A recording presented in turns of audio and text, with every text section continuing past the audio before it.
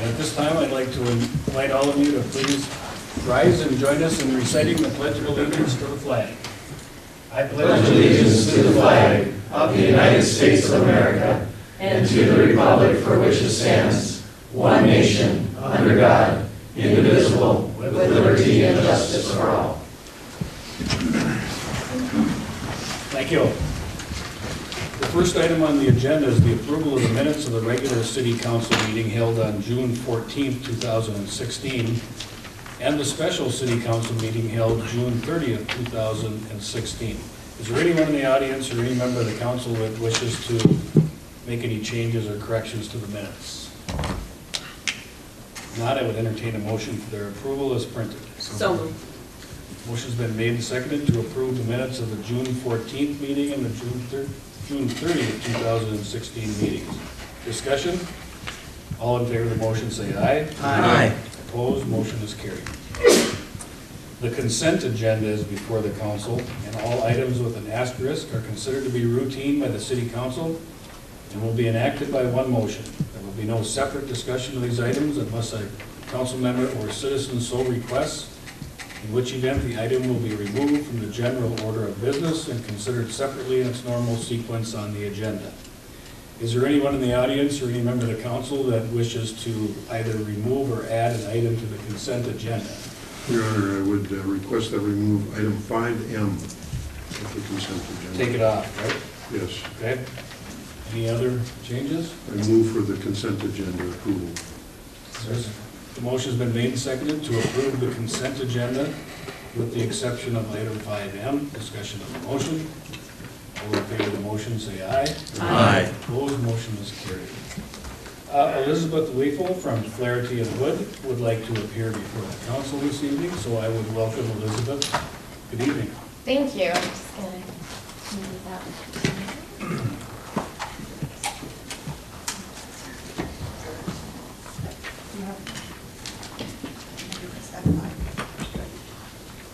Great. I don't think I've ever spoke from quite this far back. It must be a new setup since last time I was here. Some hostile citizens. Yeah. Well, hi, Iris. The mayor said my name is Elizabeth Weifel, and I am the lobbyist with Flaherty and Hood. I'm here on behalf of the Coalition of Greater Minnesota Cities. And I want to thank you all for allowing me to present here to you today. We're going to give a little bit of a legislative update and preview on what happens. Now, I think most of you probably know by now, the CGMC represents 88 cities across the state. Detroit Lakes has been a long time and very active member. We really appreciate the support you've given to CGMC throughout the years. We work on issues that really cut across throughout rural communities, including LGA and property tax, probably our biggest item, but also economic development, annexation and land use, transportation, and environmental regulation. Let's jump right into the session. Now, going into the session, there was a pretty big agenda that everyone was expecting. As you'll remember from last year, we didn't have a tax bill.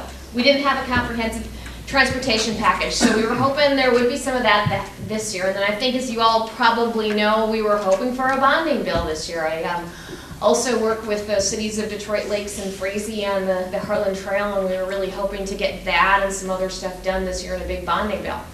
Unfortunately, we were also looking at sharp divisions between the GOP House and DFL Senate and Governor, as well as a very short session of 10 weeks. It's hard to get a lot done in 10 weeks, as we kind of found out.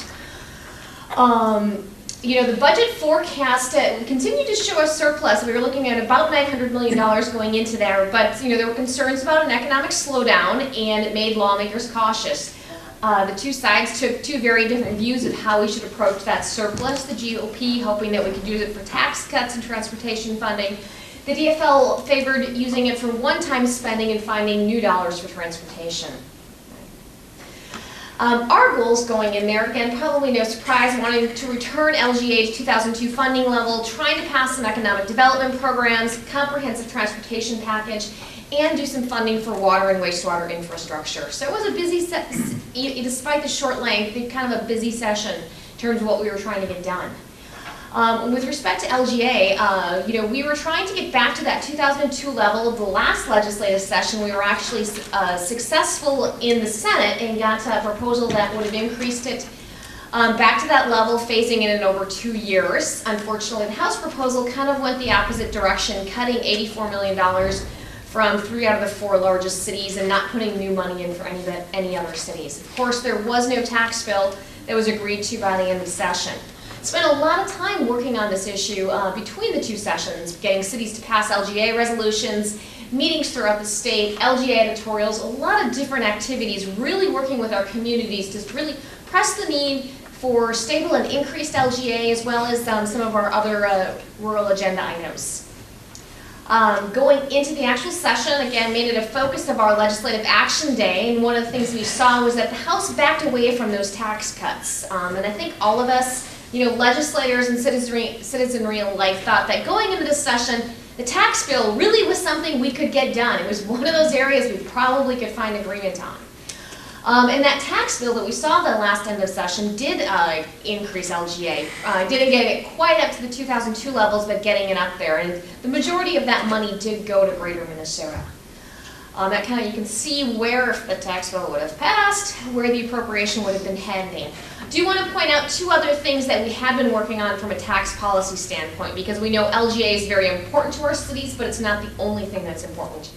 Continuing to push on the workforce housing tax credit.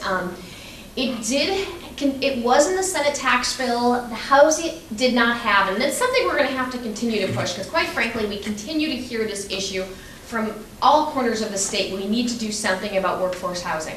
The tax bill also included another provision we supported to exclude the first $100,000 in state CI property from the state's CI property tax rolls. You can see what the impact on LGA would have been had with the tax bill gone through. The blue is what current law is, and then the purple over there on the right is kind of where LGA would be at. Now, I will admit Detroit Lakes charts look a little bit more unusual than some of our other cities. This actually reflects the fact that your net tax capacity and your property wealth is actually probably growing more than it is in other portions of the state in a way that impacts the formula. But had we've gotten that through, your LGA would have gone up from where it would be underneath current law. The other thing was, and this is one of the other provisions we supported, this really helps the local smaller businesses, and that's excluding out that first $100,000 of CI property. Now I want to point out, because we get asked about this would not have affected your levy. What it is that's the statewide levy. And people have been looking for relief on that. When they tried to make a change a couple years ago, they were going to get rid of it completely. The majority of that benefit actually goes to the metro area. However, when you exclude off the first $100,000, it really provides significant tax relief to our smaller businesses, particularly in Greater Minnesota. So we were happy to see that included, but as you probably know by now, the tax bill was vetoed due to a $101 million drafting error. Since then, we've seen a lot of debate about this. Could this have been fixed without a special session? What would the special session require? Regardless of where those arguments come out, the fact is that it didn't happen. And we are greatly disappointed and would like to see them get this fixed. One of the other big things we work on, and I think longer term this is important to the Detroit Lakes, is getting more money in there for clean water funding. You may remember from last year we spent a lot of time on water regulatory work.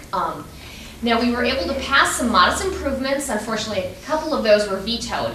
But one of the things, I think the biggest impact of the water work we did last year was really sort of bringing this issue to a head at the Capitol, because we've been sort of banging this drum for a couple of years saying, look, you need to do something about wastewater, clean water. A lot of these new changes are, they're costing a lot of money to our cities. And, over the interim, the Public Facilities Authority and the MPCA went out and actually talked to our cities and found out, yeah, we are facing a funding crisis. And so the governor came forward and proposed a significant clean water infrastructure bill. You're probably familiar with this, because I think this will affect Detroit Lakes quite a bit. In putting $167 million into 3 programs and making some significant policy changes that will make more of our cities eligible for these programs and increase the amount that you can use on it and give more flexibility. Really significant changes. We really lobbied on this aggressively. We believed that, and made it very clear that it needed to be the foundation of a bonding bill, made statewide media efforts on this and lobbied to ensure that both the funding and the policy changes were included in that bonding bill. These changes overall were pretty well received. The Senate proposed fully funding this. The House proposed a partial funding, and all of them included the policy changes. We did see this in the final bonding bill, but unfortunately, I think as you all know, the bonding bill ran out of time, fell victim to a disagreement, and whether or not this moves forward, lies with the special session. We also pushed on the Business Development Infrastructure Program, also very important to Greater Minnesota. That's something that CGMC helped create. Not only were we pushing for more money here, though, we were pushing to make some policy changes, again, to expand the use and availability of it in Greater Minnesota. One good thing that happens, when you want to get something done in the legislature, it's often a good idea to try and place it in two bills. So this language did go in the bonding bill, but we also got it placed into the supplemental finance bill. That bill was signed into law. So we've got changes that were made so that when we actually get the funding in place, there will have much more availability and better usage of the BDPI. There was money for that in that bonding bill, but again, unless we have a special session, that additional money doesn't go in there. We are very pleased with those policy changes, though, because that's a permanent change. And I tell you, you look at our list, you compare the list of CGMC members to the list of people who've used this grant program, and a large percentage of our members have used it. It's a really successful program. We continue to work on the broadband issue, and it's one of those things where there was a grant program that was created, but we were discovering that the grants were going to very, very small cities and to the remote parts of the state. We worked with a coalition to push for funding that would expand it only if they gave greater eligibility. What we saw was more money in this area for $5 million for areas with poor service, which is what we were going after. Unfortunately, there was a little bit of a poison pill in there, and we're going to see how this works out. Basically, this money that was passed, big providers can now challenge another's grant if that provider makes a promise to provide better service. We are very worried that this may allow incumbent providers to basically veto competition coming in. We'll see if that happens. We are really concerned about that, though we are happy with the increased funding. Transportation, well, again, continues to be a muddle. Everybody agrees we need money. What we can't seem to get an agreement on is how do we pay for it. We've got the Senate and the governor over here wanting to use new revenue, House over here wanting to use existing revenue, and then controversy over what we do about light rail. Nothing happened. I mean, the governor proposed a last-minute compromise. It went nowhere. House GOP, actually, the transportation chair also proposed something, and that was not accepted by his caucus.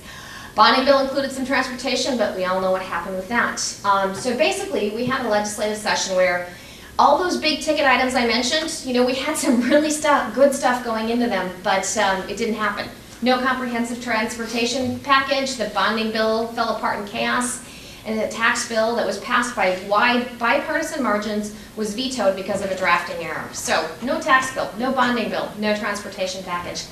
This should have been the Greater Minnesota session, and it's frustrating because I have to say our communities, our cities, we worked hard. We got a lot in those bills, so it was disappointing to see it end like that.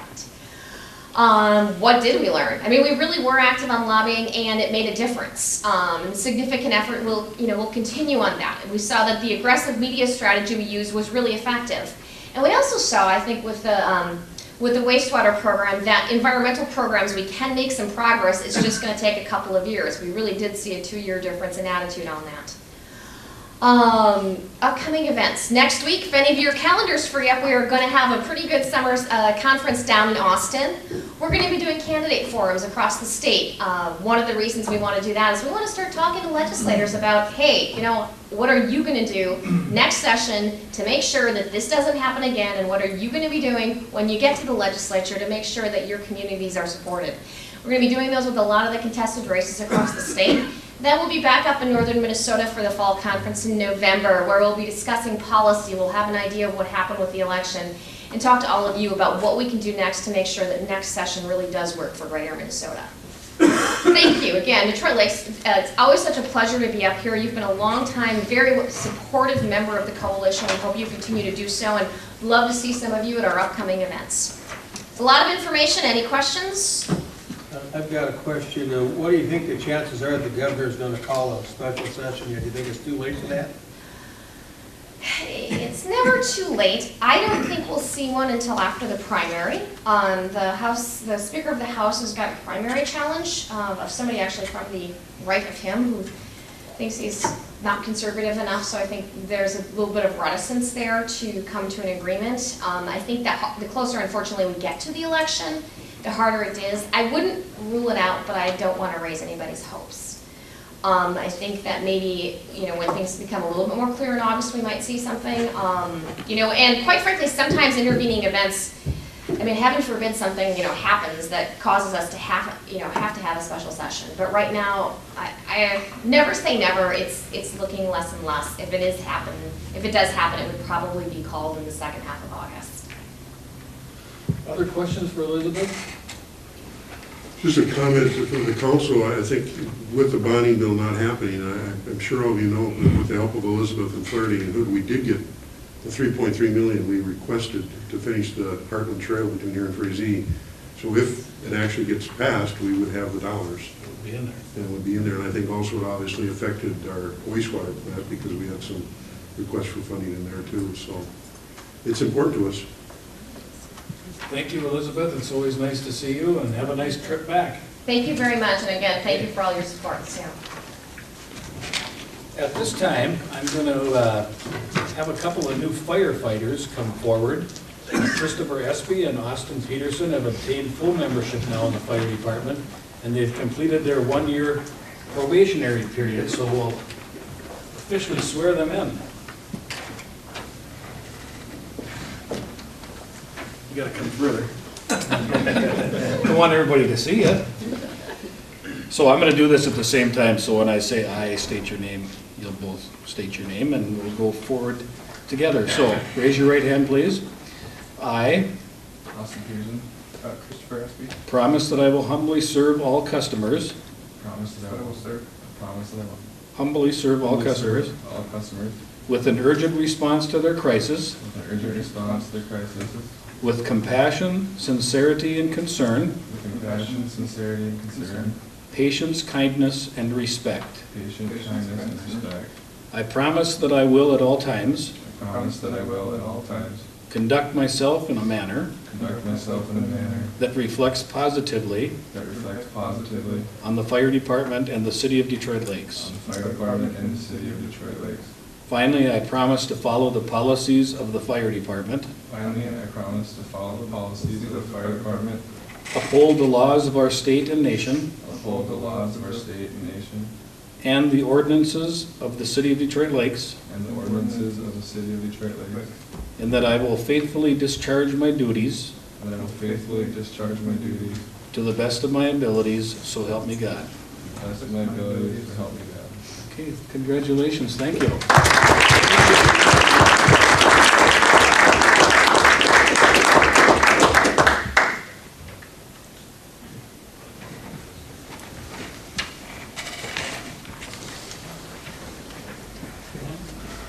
Mark Knutson's here from the Beardsley Marathon. And Mark, I noticed that the two items you were here for were actually approved on the consent agenda. Do you want to say anything to the council, or are you just here to make sure they were approved? Yeah, not necessarily, just want to make sure if there are any questions about either of the events, I'd be happy to answer them. Yeah, Mark is here for items 6J and 6K, which is the Beardsley Marathon and also the, what do they call the other one? Annual Zorba's Zorba's Deer Run, yeah. Any questions for Mark? That second one sounds more up my alley. I get you a free entry. All right. Thanks for coming, Mark. We Thank appreciate you. it. There are a number of items on the Community Development Committee agenda that people are here for, and so I think, to be fair, let's just go right to the Community Development Committee agenda, and Bruce, if you just want to start at the top. Thank you, Your Honor.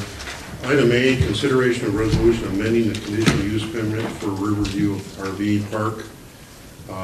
This item, at the request of the applicant, has been deferred, so no action tonight.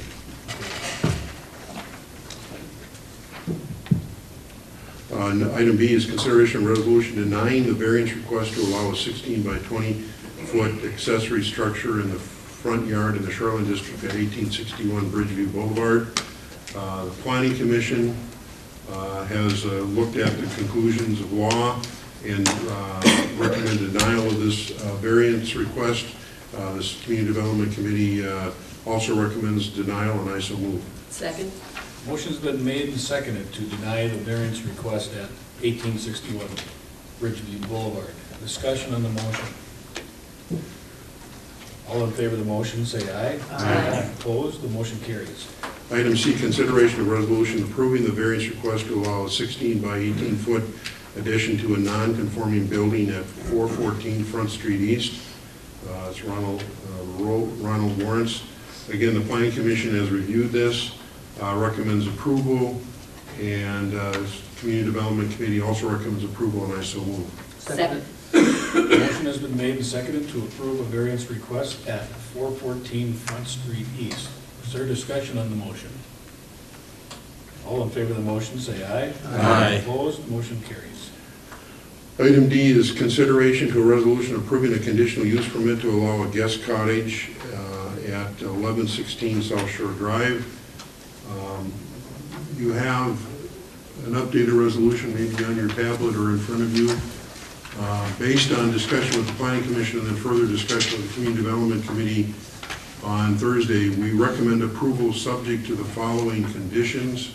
That the project will exceed the 25% impervious service requirement, that the lot be at least 26,000 square feet and a minimum lot width of 135 feet. 3, that the guest cottage must not cover more than 700 square feet of land surface. 4, that the guest cottage be constructed above grade and be a single-level structure not to exceed 15 feet in height. Number 5, that the guest cottage meet the following setbacks: front yard 75 feet from the ordinary high water level, side yard 10 feet, rear yard 30 feet, minimum distance from other structures 5 feet. Number 6, this is a little change from what you have in your resolution, because I checked with the committee members. The number 6 is that the owner obtain a Pelican River watershed stormwater plan permit before a building permit is issued. So with those 6 conditions, the Community Development Committee recommends approval, and I so move. Second. Okay, the motion has been made and seconded to approve a conditional use permit at 1116 South Shore Drive. And That has the number 6. there were 5 conditions. Six. Alderman Invold added a 6th condition. I know there's someone here from that property. Did you have any questions about the conditions, sir? Not really, no. Okay, very good. Is there discussion on the motion? Or is there a motion? There was a motion. Slipping already. Further discussion? All in favor of the motion, say aye. Aye. Opposed, motion carries. Item E is consideration of resolution approving the variance request to allow up to 11-foot height for a water-oriented accessory structure to remove the roof and replace it with a deck at 1646 East Shore Drive. Again, you have the resolution in front of you or on your pad, and the Planning Commission as well as Community Development Committee recommends approval, and I so move. Second. Motion's been made and seconded to approve a request for a variance at 1646 East Shore Drive. Discussion on the motion. I'm sorry, Your Honor, I should have mentioned there was one condition that the owner will direct stormwater from the roof to a low spot on the lot to prevent runoff. That was the only condition. Mr. Hannon, were you aware of that? Yes. Okay. Further discussion? All in favor of the motion, say aye. Aye. Opposed, motion carries. Item E is consideration of resolution approving the preliminary plat of Long Pines Estate at 1885 Longview Drive. The resolution is in front of you with the conditions. These conditions were noted at the Community Development Committee with the developer, and with that, Community Development Committee recommends approval, and I so move. Second. Motion's been made and seconded to approve the preliminary plat of Long Pines Estates at 1885 Longview Drive. Discussion on the motion. All in favor of the motion, say aye. Aye. Opposed, motion carries. And then also with that, Bruce, there was item H that kind of tied into that item, so. Right, the committee had discussion, and basically it was just information purposes, we didn't take any action. Okay, is there gonna be further discussion, or was the decision just to leave the policy the way it is, or? See, it I is. believe that was kind of the consensus, yes. Raymond, do you have anything you wanna add? Yeah, I or- would. If you just introduce yourself, please. to the Yeah, I'm council. Raymond Redding, owner of Nugget Investments, that made the proposal for the development, and thank you folks for the opportunity to meet with you. We discussed at the previous meeting about, my request was for 25% down for the special assessments, and then the other 75% by the city, and then to have a timeline on it though, so it's not an open-ended deal. So maybe have like a 5-year term on that, and then after each individual lot is built on, then have the specials fall into place. So it'll be something similar to the other developments that have been going on in that area west of 59 there. So like Clear Creek and those, because really we're limited over there with the number of lots available.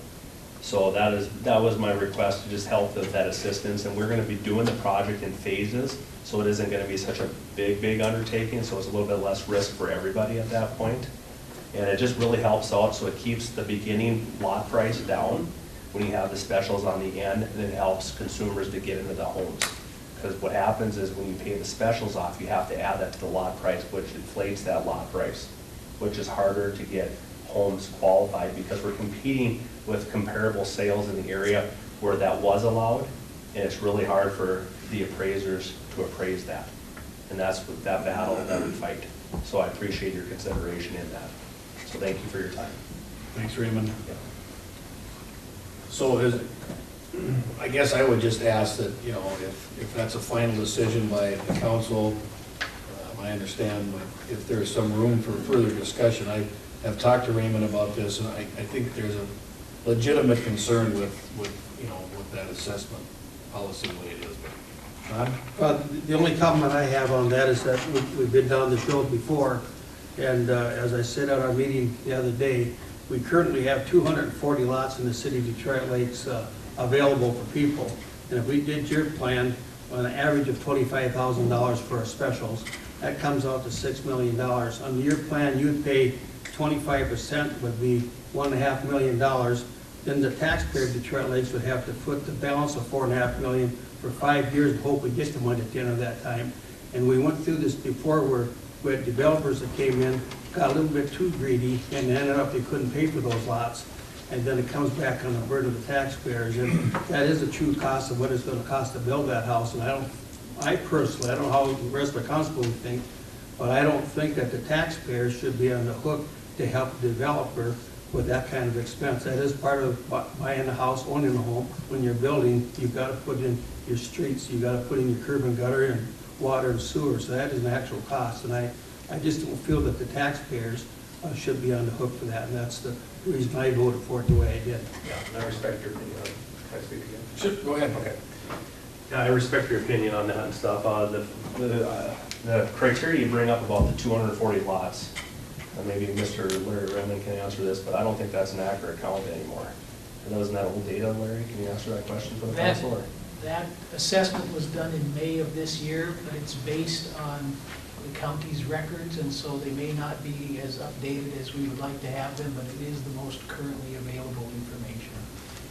Yeah, because we were trying to figure out what kind of lots, because we heard that number, it just seemed kind of boggling, because on the multiple listing service, there's only 4 lots available in Clear Creek. There's only, when we looked at what isn't actually built on for lots, there's only 20 lots west of Highway 59. Yeah, I would agree that You know. those numbers are probably quite a bit lower, because there's been a lot of lots that have sold in the last year, but Yeah. that's the latest data we have from the Yeah. county, I understand that. And I respect your opinion too about protecting the citizens. Don't get me wrong about that at all. Because I just want to make sure that the numbers are accurate and stuff like that to reflect the decision. So, thank you again. Thank you. Okay, so there's actually no action to take there. Okay, go ahead, Bruce. What, did you want me to finish up the rest of the agenda? Yeah, would you? Sure.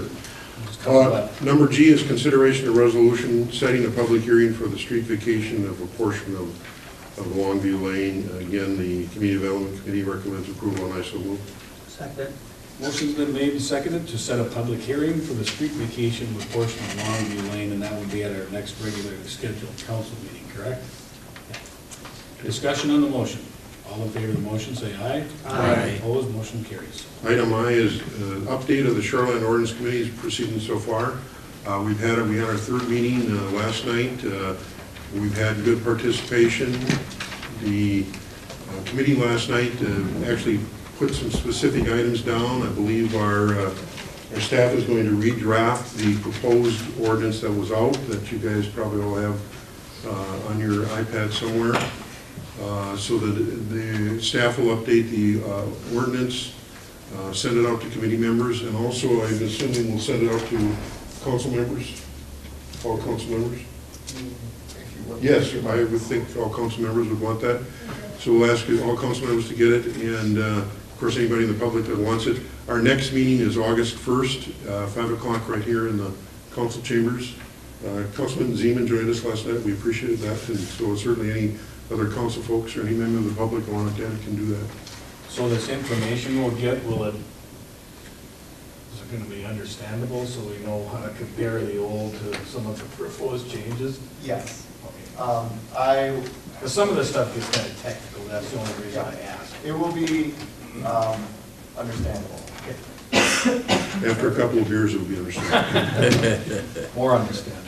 Anyway, we're working there. We want to not just keep plodding along in this. We'd like to see something accomplished here soon.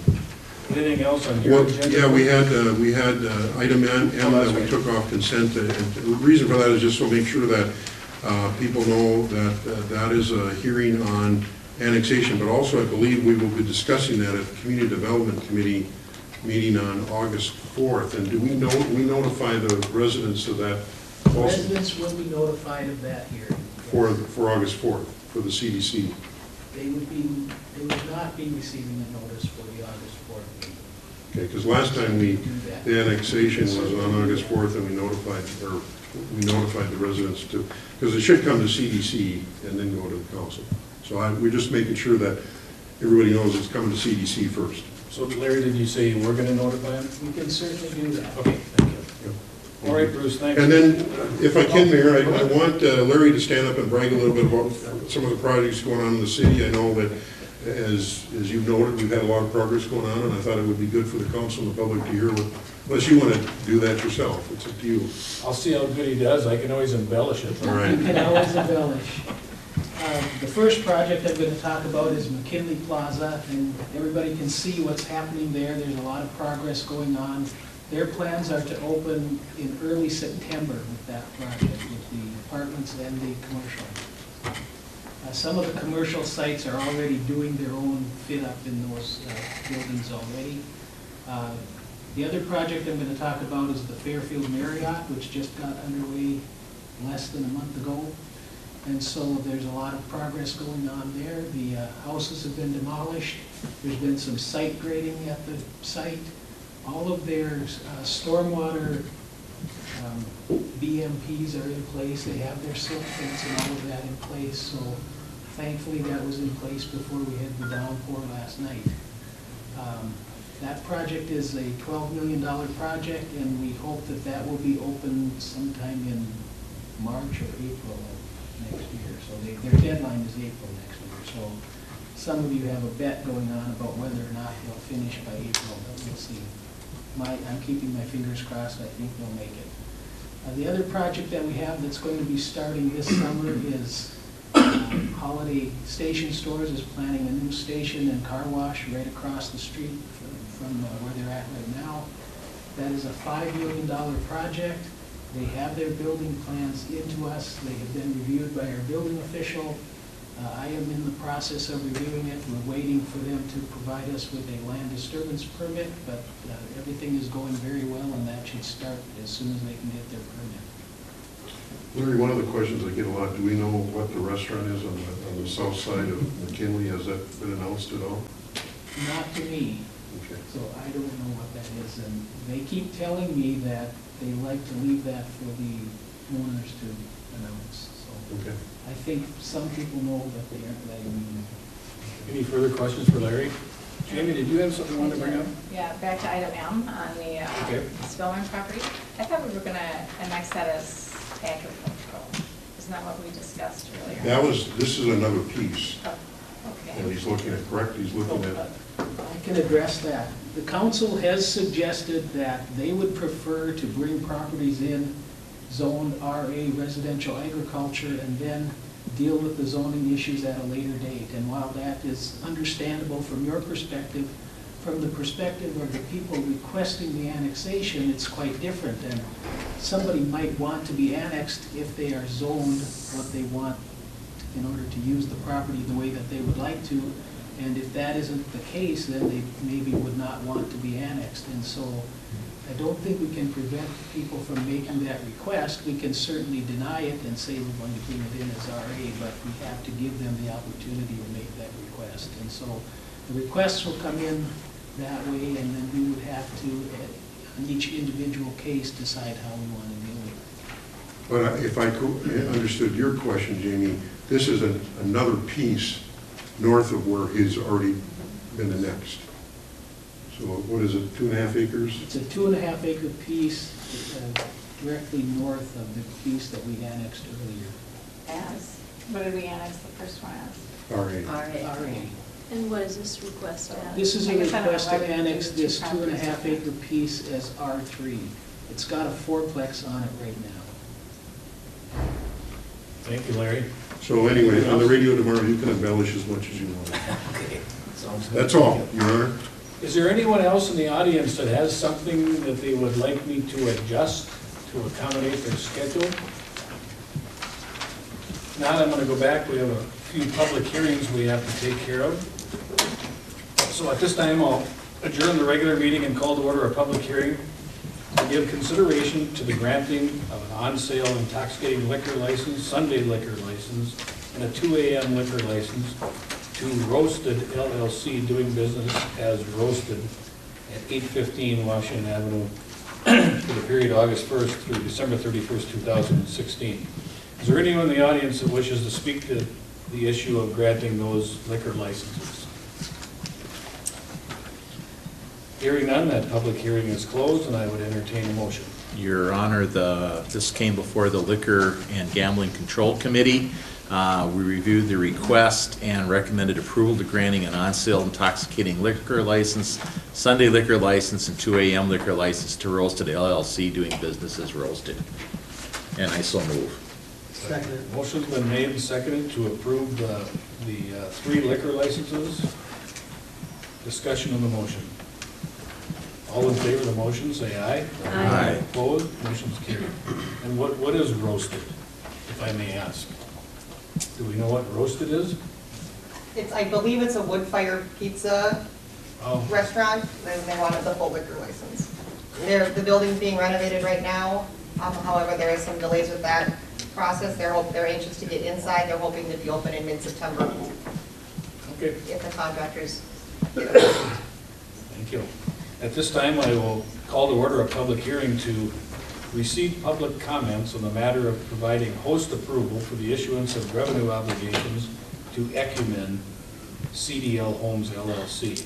Is there anyone in the audience who wishes to make a comment or has a question about the city providing host approval for the issuance of these revenue obligations? Hearing none, that public hearing is closed, and I would entertain a motion. So moved. Second. Motion's been made and seconded to, we're giving host approval, right, Kelsey? So, motion's been made and seconded to provide host approval for the issuance of revenue obligations to Ecumen CDL Homes LLC. Discussion on the motion. All in favor of the motion, say aye. Aye. Opposed, motion's carried. At this time, I'll call to order a public hearing to receive public comments on the proposed improvement of curb, gutter, concrete approaches, and sidewalks in the city of Detroit Lakes for 2016. Is there anyone in the audience that wishes to speak to the issue of curb, gutter, concrete approaches, and sidewalk improvements? Is there any submitted things, Kelsey or staff, that came in on? I've received none. None, Brad, okay. Okay, hearing no comments or questions, that public hearing is closed, and I would entertain a motion.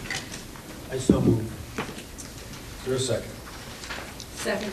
Motion's been made and seconded to move forward with the proposed improvements of curb, gutter, concrete approaches, and sidewalks for 2016. Discussion on the motion. All in favor of the motion, say aye. Aye. Opposed, motion is carried.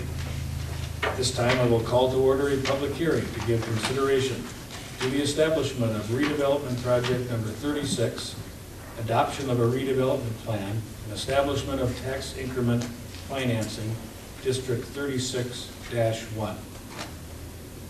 Maybe I could just ask the city staff to just give us a brief outline of what this redevelopment project number 36 entails. 36-1 is an economic development district.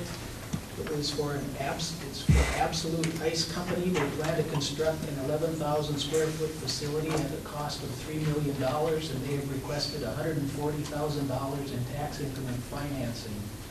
The Development Authority has recommended approval, and they have also approved the development plan for this project.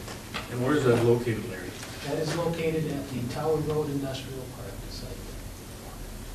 Is there anyone in the audience that wishes to speak to the issue of establishing a redevelopment project number 36, adoption of a redevelopment plan, establishment of tax increment financing district 36-1? Hearing none, that public hearing is closed. Is there a motion? I so move. Second. Motion's been made and seconded to approve the establishment of the redevelopment project number 36, the redevelopment plan, and the tax increment financing district. Discussion on the motion. All in favor of the motion, say aye. Aye. Opposed, that motion is carried. I'm not going to open a public hearing for 410 Central Street. Apparently that property issue has been corrected. And so I think we're down to the Public Works Committee. Chairman Zeman. Caught you off guard, didn't I? Got you right there. I was going to give you 5 more minutes. Item 6A, I'm going to have Brad Green, our Public Works Director, to give us an update as far as what happened over the 4th of July and all the activities and job that his crew did. Yeah, thank you, Councilman Zeman. We had a very good 4th, and just to carry a little farther on what Larry said on Marriott Inn, or Fairfield Inn, they also got their geopiers done. It was something we were anxiously awaiting. It's a vibrate stone into the ground, and it went very well. It was done, majority of it was done before the weekend. They did work some on Saturday last weekend, and then they finished up on Monday, but it went very well, very non-disruptive, and it really worked well with the activities. We had the police chief, or Sergeant Strand can touch base on it too, but we had a very good 4th of July. There was a lot of people in town, and one of my rule of thumbs, I am an old custodian at heart. You can tell by the amount of toilet paper, garbage we use, the amount of people in town, and a lot of garbage and toilet paper was gone. So we definitely had a lot of people. I have to commend my crews, the Public Works crews. We had full staff on all the days of the event. They're coming in at 5. As you notice, you come by, the beaches were clean, the garbage is picked up. By the end of the day, it might not look like it, but we started out very strong and very well. The weather was very cooperative, and we didn't have any vandalism, major vandalism or anything like that to happen, and that was very successful. The Clydesdales 8-horse team, the Budweiser Clydesdales in town, to me was one of the hits, and it was really a nice little parade down West Avenue, Westlake Drive, as they delivered some different beverages to the different organization down there, and I thought that was just a good way to kick it off. The fireworks was delayed a little bit, but people left and came back, and I thought great fireworks. So, any questions at all? Thanks, Brad, and thanks for all your good work, and make sure you let your staff know how much we appreciate that. I will do that. Okay, next item is 6B, consideration of the resolution of accepting bids for the 2016 street rehab projects. Such bids are open on July 7, 2016 at 10 a.m. We had 2 bids that came in. One bid from Anderson Brother Company. Their bid was at $2,228,248.25. The winning bid came in from Central Specialties. Their bid was at $1,787,935.23. I'm going to have our city engineer, John Pratt, to give us a little review of that project.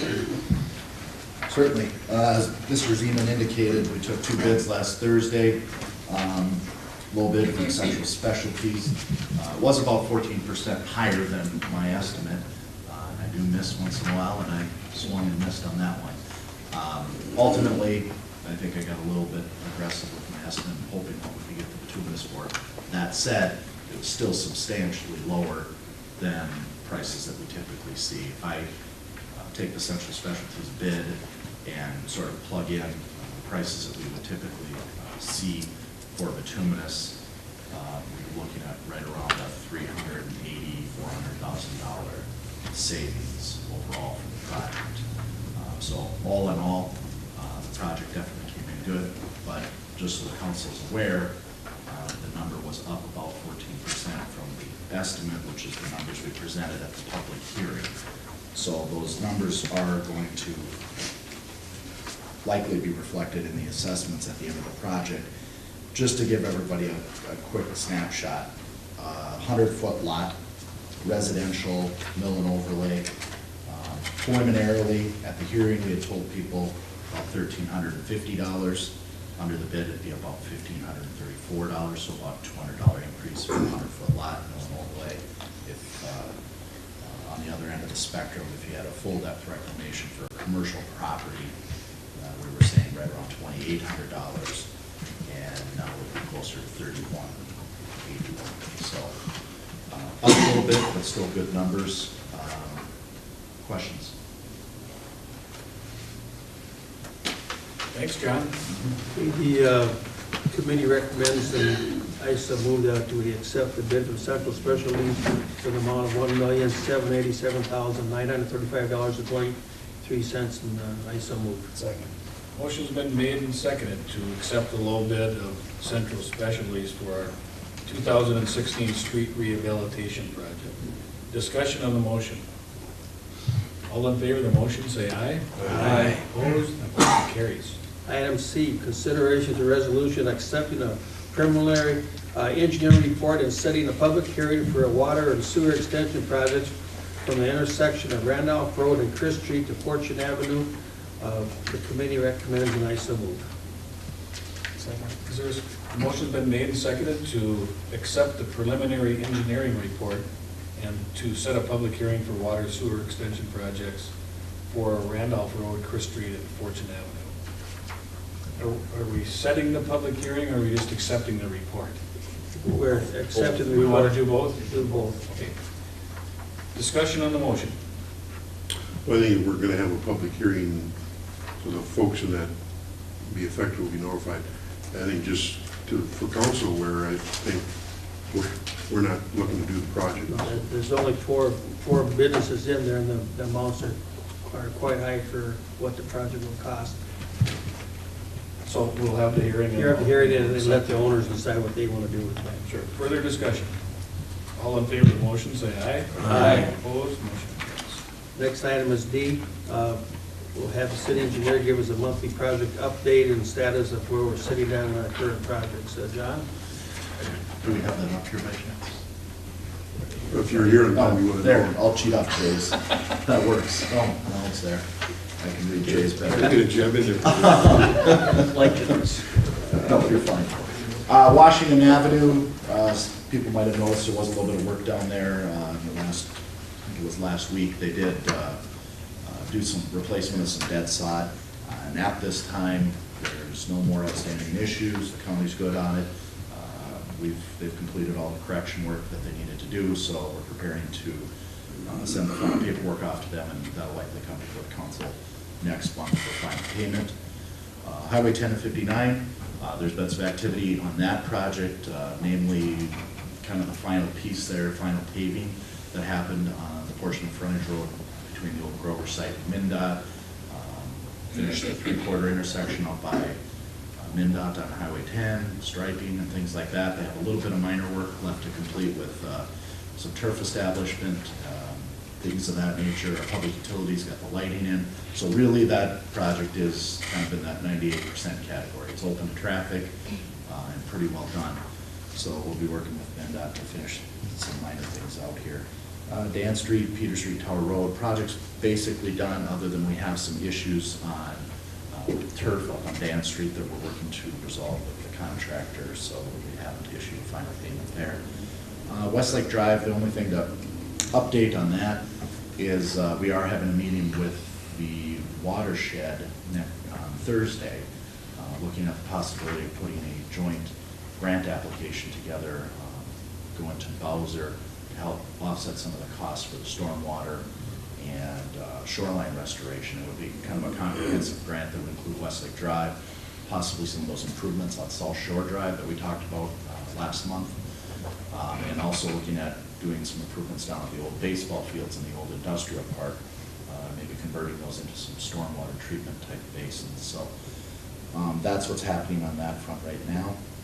Long Lake annexation, I keep pushing this one off, and I need to get at it to start the master planning of that. Plan to do so here in the next week or two. I'm going to slide back over, Jay. I'm forgetting. No, there we go. Longview Lane drainage improvements. We've gotten the easements that we needed to complete that project. The plans are done. We're going out for quotes here this week on it. It's a small enough dollar value where we don't have to competitively bid it. We just go out and solicit quotes from local contractors. We'll be bringing those before the council, I believe, at a public or a special meeting later this month. July 26th, I heard, at noon. So we unfortunately have to hold a special meeting because that project has to be done by September 1 per the terms of our mediation agreement with the homes. So, Long Ridge Heights project been awarded, indicated that they would likely start work on that in early September, and that'll run through the end of the year. Highway 34 multi-use trail, that project got underway here over the course of the last week. Most of the heavy work will be east of town on 34 with some milling and overlaying work happening. The worst of the work in town won't begin until after WeFest. Right now, they're working at doing some sidewalk and head ramp improvements, and that'll continue for several weeks. And then after WeFest, they'll be in and doing some milling and overlaying in town. So shouldn't be wildly disruptive compared to some of the projects we've dealt with over the last few years, but there will certainly be some inconveniences. Traffic signal study, that just continues on. The most noted thing there is we have a second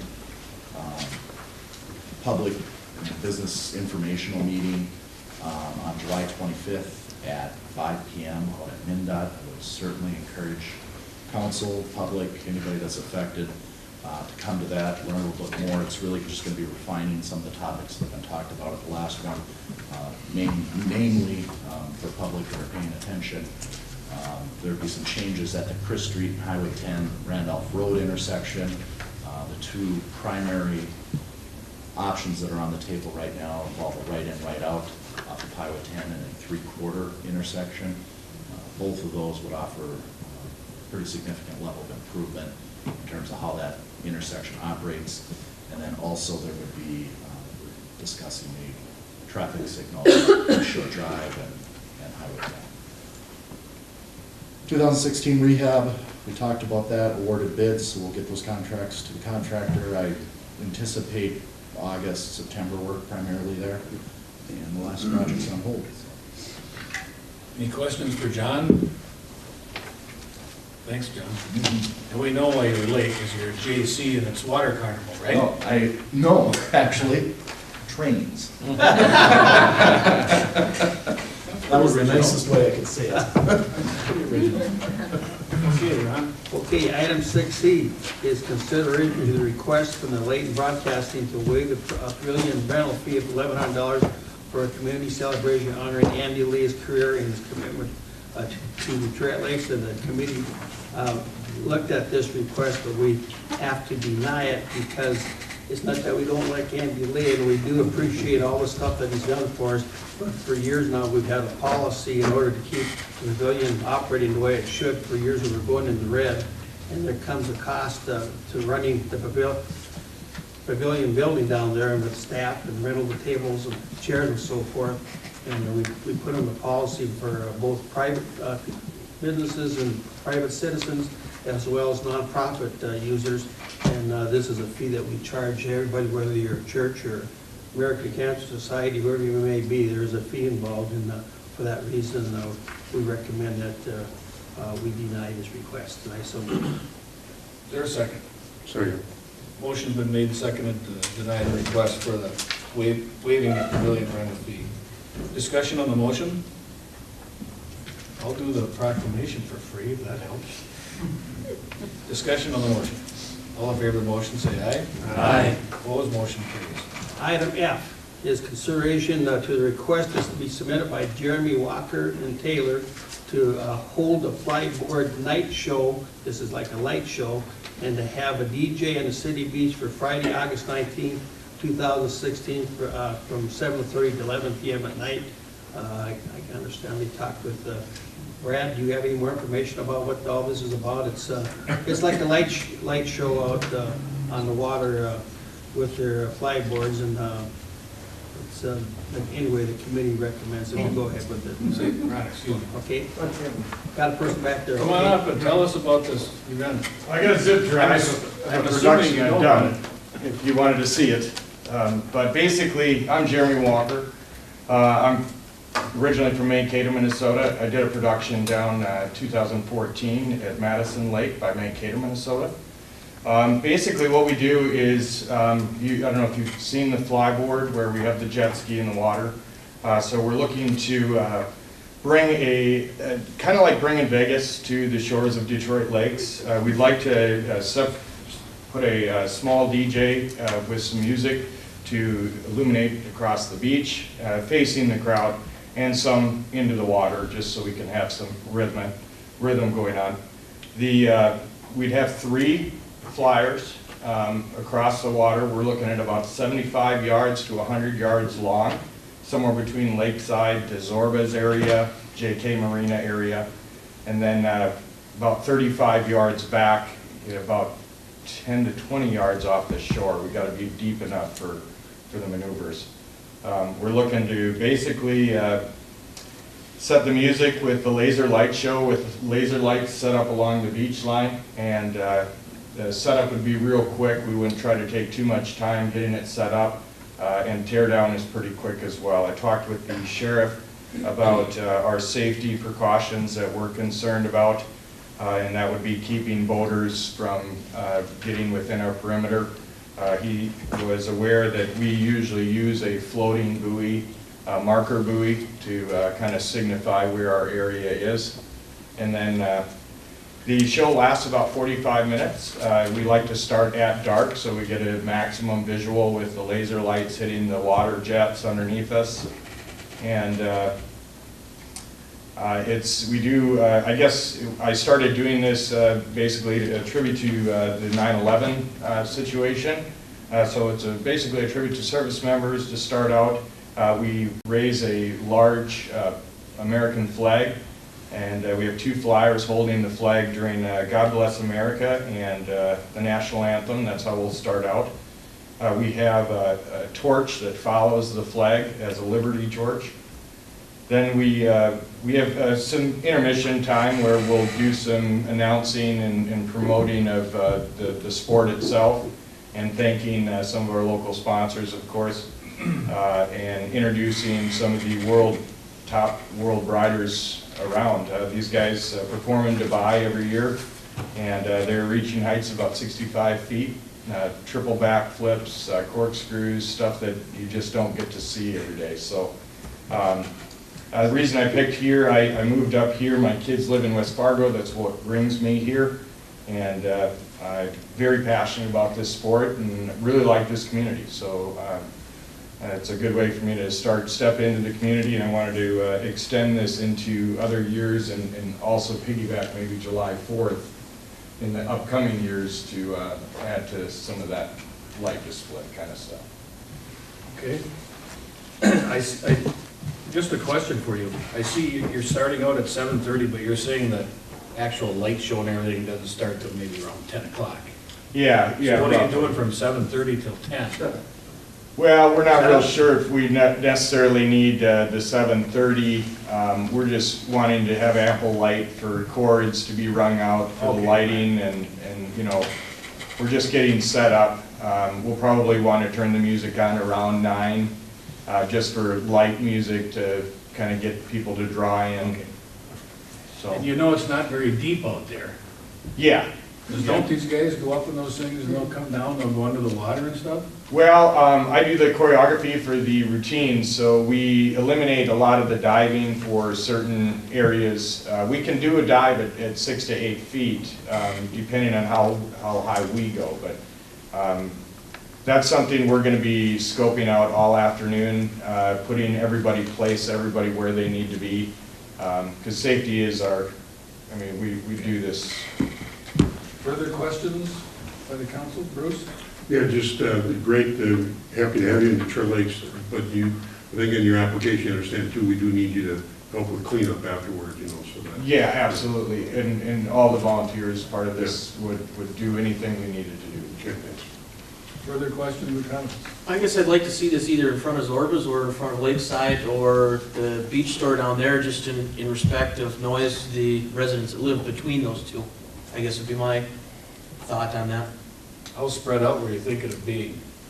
Well, we like to keep that, we've got about a 35 yard perimeter per guy, so we kind of squeeze them into 75 yards to 100 yards along, just so they have movement with their hose and the jet ski following them. We do eliminate the jet ski with glow-in-the-dark sticks, so everybody knows where they're at as well. So maybe, Matt, if they were trying to push it back towards the pavilion, towards Lakeside, Sure. that would eliminate. maybe And some- would speakers cover that whole range at all 75 yards? Or are those limited down to just 20 yards in front? Or- Well, we have to discuss that with the DJ. I didn't do a lot of hardline work because I wanted to make sure that we were capable of doing this before we talked to them. So spreading the speakers about, we're gonna get them as wide as we can, and not try to blast it right in all the people's faces. Usually the speakers work best if we can get one on each end and then shoot it across into the visual area, so we have a little bit kind of behind, it's kind of surrounding everywhere. Okay. One other suggestion to you, you mentioned trying to do it next year, assuming it's successful at a different time. You might want to consider talking to the JCs and doing it during Water Carnival, because they'll help you co-promote it. Yes, and that's we're going to be doing some parade work this year. Just a little late in the game, everything's changed, so I apologize for the late. Okay, well, thank you. Sounds like fun. Ron, should we get a motion? Okay, yeah, it sounds really exciting. Now that we have all the information, we're going to recommend approval before you talk, but now it's really, and I think we've got to mark the calendars for Friday, August 19th for this presentation, and the committee recommends, and I so move. Second. Motion's made and seconded to approve the request by Jeremy Walker, Taylor Andrews, to hold a flyboard night show on August 19th at the City Beach. Discussion on the motion. Maybe we can get you in there. Yeah, right. All in favor of the motion, say aye. Aye. Opposed, motion's carried. That's it, John. All right, we'll go to the Finance Committee. Jamie? Finance Committee only has one action item tonight. Item 7A is consideration to a resolution authorizing the transfer of $18,000 from the general fund to the police equipment fund to cover the cost of the 3 speed alert radar signs. The committee has discussed this item, recommends approval, and I so move. Second.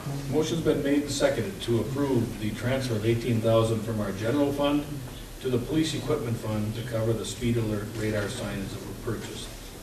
Discussion on the motion. I'd just like to comment that these signs I think are helping out. There's been one out on Richwood Road, and it's surprising. You think you're maybe driving the speed limit, but when you see the sign that you're not going 30, you're actually going 38, it does remind you to slow down, and that's what's been kind of happening. And I don't know where the other sign is, but I have noticed it on Richwood Road, and just reminds you to slow down while you're in.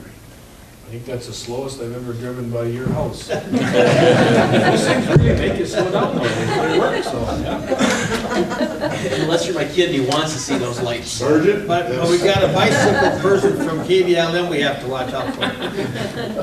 15. Further discussion. All in favor of the motion, say aye. Aye. Opposed, motion's carried. And that's it, Jamie. Okay, we'll go to the public safety. Thank you, Your Honor. Item 8A, Police Chief. Unfortunately, he wasn't able to make it tonight, but we'll ask Sergeant Strand to come forward and just talk a little bit about the 4th of July. And after that, Chief Lynn also. Sergeant, before you start, I just want to publicly say on behalf of the council, we want to offer our condolences to Chief Egenbrod as his mother, Patricia, passed away. So if you would pass that on to the chief for us. That I will do. 4th of July for us, nice weather, nice weekend. The one thing that we did different this year compared to last year is we worked the 4th of July with not making everybody work. That's been a normal requirement. We didn't do that this year. The guys that were scheduled to work did a 12-hour shift. The auxiliary, we worked with probably half the number of officers that we normally do in the past, so we'll normally be running anywhere from 10 to 12 during a 24-hour period. We were down to 5 or 6, just having a hard time getting people to work. But fortunately for us, the crowds in town were well behaved. The numbers were maybe down a little bit. Talking to the night guys, they said that there was nothing going on at night that they couldn't handle and couldn't deal with. Typically, we like the rain showers that come through after the fireworks. But, you know, surprisingly, the weather we knew was going to roll through. We were able to get warn the people on the beach that they might want to seek shelter. It's going to roll through. It's going to come fast. And a lot of them stuck around. I think this is the first time in 14 years I've been here that we have not closed the street during the fireworks. The amount of traffic and the number of people on the beach did not warrant it. And the other reason for not closing the street is once we do that, then we're allowing the people from the bars to come out, walk back and forth, walk freely onto the street. But when we keep that traffic moving, not too many people want to stand in front of cars, so that helps us out. I think over the weekend, prior to when I came into work on Monday, we had 4 people in custody. And I think by the end of the July 4th, we were up to 6 or 7. So relatively quiet. Thank you. Questions for Sergeant Strand? I'd just like to make a comment. I saw Sergeant Strand on his pontoon on the 3rd of July, and he admitted he has to behave himself. Even though he wasn't working, he was behaving himself just in case he had to get called in. So I'd like to say thank you for your sacrifice. Okay. Thanks again, Robert. Thank you. Chief Flynn, would you like to come forward and just highlight the month? Just for you, Mark. Thank you. We had a relatively slow weekend. I think we just had like 4 calls, a couple power line tree incidents, and small grass fire. So it was sort of slow, but that's good. So that's all. So tell us, Chief, now with these 2 new firefighters, how do we sit in terms of what you consider to be a full staff? Right now we're at 30 members, and that's full staff? Full Okay. staff. So Good to hear. We're sitting good. It's the first time in quite a few years. I think it's been 5 years since we've been full staff. So Great, thank you. Okay, Marty? 8B, there was just discussion. There's no action for that. Okay. That's all you're on. All right. I don't think this meeting's gonna be as long as last month. Bruce, is there anything that you can bring to the table from the Public Utilities Commission? Not unless you want a longer meeting. Nothing, Your Honor. Yeah, well, I'm sorry. Nat, was there anything on liquor? I don't have any action I was items, looking but at all the aspects of- yeah, but I just think it'd be nice to have Sure. a little update from our manager on how things went over the 4th of July in the liquor store. So. It was actually very good. I think we broke an individual day record on Saturday, so that was pretty exciting. The weather cooperated. The 4th falling on a Monday helped us out a lot for Friday, Saturday, and Monday sales, so it went real well. Thanks, Randy. You bet. Anything else, Dan? I'm sorry. That's I all. flew by there. I was looking at all the consent stuff. That's all right, Your Honor. So nothing else. Okay. We need to consider a resolution providing for the conduct of the primary election on August 9th, designating the election judging and setting the hourly rate of pay. somebody in the staff want to just briefly tell us what that is? Basically, what we're doing is we're setting the resolution to set designated judges in our 3 wards for our precincts. And then we're setting the hourly rate of pay to run the election on August 9th. Okay, It'll be a full day for us. very good. Is there somebody that would be willing to make a motion to approve those items? So moved. Second. Motion's made and seconded to approve a resolution providing for the conduct of the primary election, the election judges, and the hourly rate of pay. Discussion on the motion. All in favor of the motion, say aye. Aye. Opposed, motion's carried. There's a couple of special city council meetings that we're gonna schedule. One is gonna be on Tuesday, July 26th at noon. It should be a very short meeting, so if you can't make it, if you could let Glory know. Is Glory gonna be back? And then also on Tuesday, August 16th at 5 PM, we are going to call a special meeting on that day as well. August 16th? It was August 16th. What are they, what's on the agenda? The Tuesday, July 26th meeting has to do with the Holmes settlement that we had out there with that stormwater thing out on Long Lake.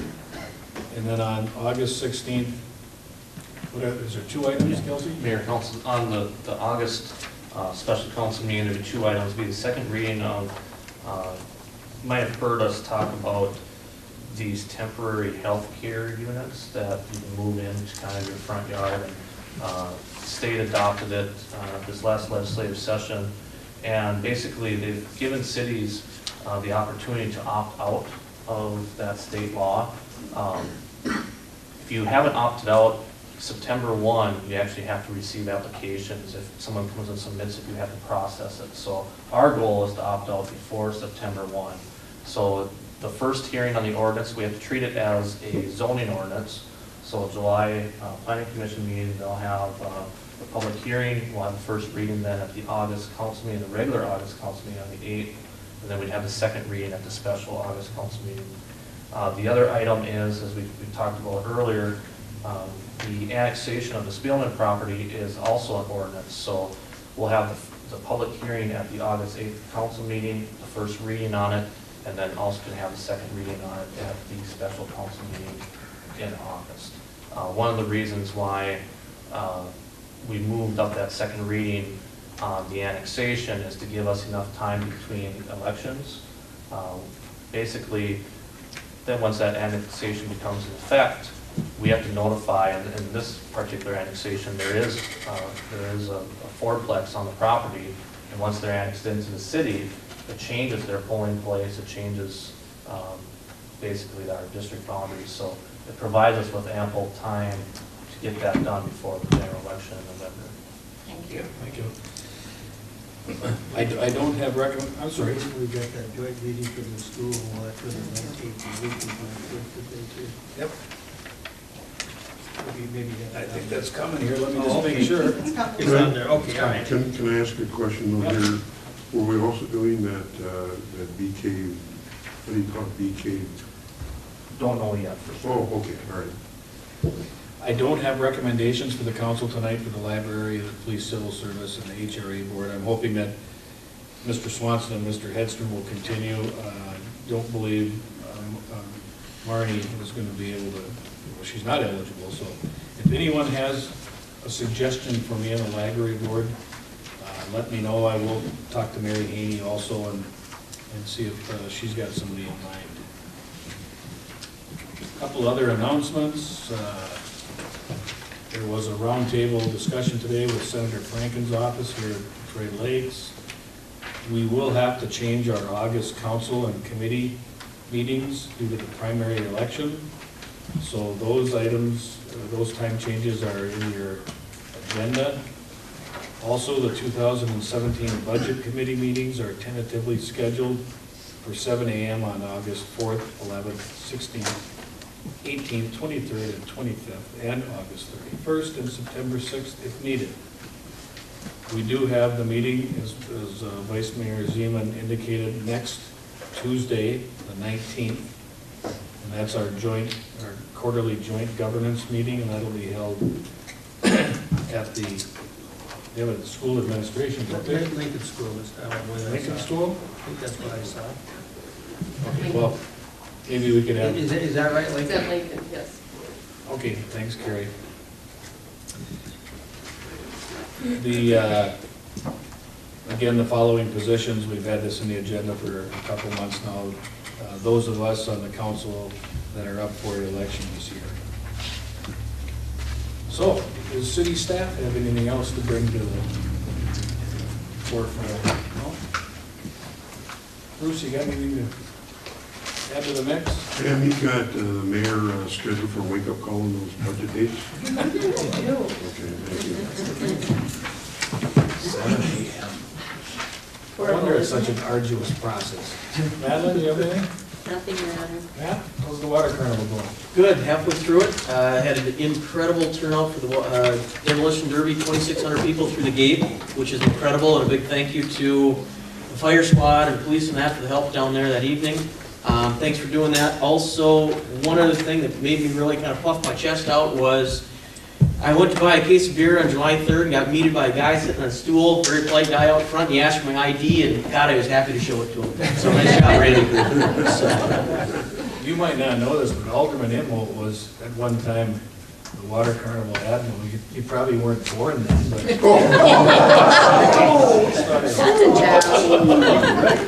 Ron, you got anything? Your Honor.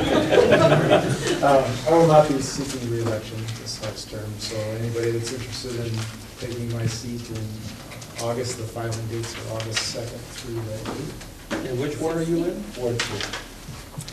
And I tried to talk Marty out of that, but he just won't listen to reason. We're gonna hate to see you go. Thank you. And, you know, Your Honor, I just want to compliment the city staff again on handling things for the 4th of July weekend. You know, the Public Works Department, Fire Department, Police Department all pulled together to make it great. I just want to mention that I'm on one of the committees over at the hospital too. And we have any number of organizations like that that put extra effort into the 4th of July as well to make it a safe place for people. They had a lot of people come into urgent care, emergency room. They exceeded the number of people you might see in Fargo on an average weekend for the number of CAT scans they had to do or something like that. Imaging it was. So they were busy too. But again, a lot of work goes into keeping the 4th of July a safe holiday in this community and to handle things when they come up. And I just think that I just need to acknowledge that for both the hospital, the city staff, and everybody else that makes that happen. So thank you. Jay, anything else? All good. Barb? No, I was thinking the same thing that Dan was, and you guys do a great job making everybody feel really proud to be part of Detroit Lake, so thank you. Jamie, anything else? Can't top that.